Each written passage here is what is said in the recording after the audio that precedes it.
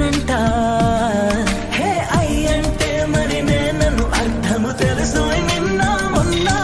అరే అయ్యంటే ఇక తానను శబ్దము ఎద చెబుతుంటే విన్నా. అయ్యో నాకెదురై ఐరావతమే నేలకి పంపిన తెలికలువై తను విచ్చనంట.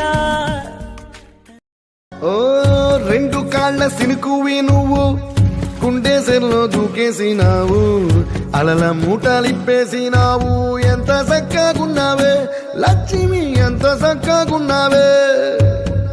మబ్బులేని మెరుపువి నువ్వు నేల మీద నడిసేసినావు, నన్ను నింగిసేసేసినావు. ఎంత చక్కగున్నావే లక్ష్మి, ఎంత చక్కగున్నావే. చెరుకు ముక్క నువ్వు కొరికి తింటా.